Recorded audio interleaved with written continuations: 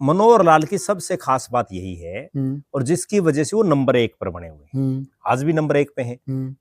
उनको बनाने से पार्टी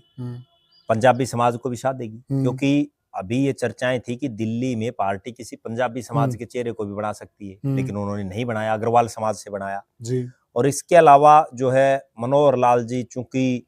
देश के अलग अलग हिस्सों में घूमे हैं आरएसएस के प्रचारक के तौर पर जी। तो उनका जुड़ाव लोगों के साथ तो है ही, ठीक है, वो ना मिलते हों वो एक अलग बात है, बिल्कुल, लेकिन नाम बड़ा है और उनका नाम सबसे ऊपर दिख रहा है जी। दूसरा जो चेहरा है वो है,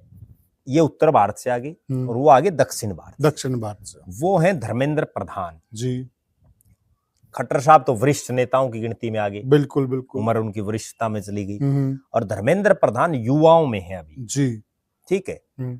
और वो वरिष्ठ जो है उनमें नहीं पहुंचे हैं, बिल्कुल। तो धर्मेंद्र प्रधान का जहां तक सवाल, वो उड़ीसा से आते हैं और उनकी गजब बात ये देखें कि वो भारतीय जनता युवा मोर्चा के राष्ट्रीय स्तर पर पदाधिकारी रहे जी। एबीवीपी से आते हैं, ये तो आरएसएस के थे, बिल्कुल, और वो एबीवीपी से आते हैं जी जी। एबीवीपी अखिल भारतीय विद्यार्थी परिषद आरएसएस की ही एक विंग तरह से, जो स्टूडेंट हैं, क्योंकि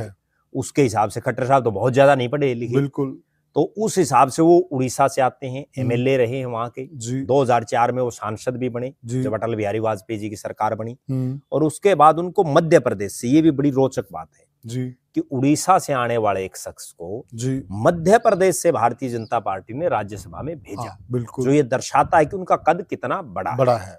उसके बाद वो मोदी जी की सरकारों में लगातार मंत्री, कैबिनेट के बड़े पावरफुल, चाहे वो पेट्रोलियम और गैस मंत्री हो, शिक्षा मंत्री जिसको मानव संसाधन मंत्री कह देते हैं, वो रहे, पार्टी के राष्ट्रीय महासचिव रहे, राष्ट्रीय महामंत्री के नाते कई राज्यों के वो प्रभारी रहे,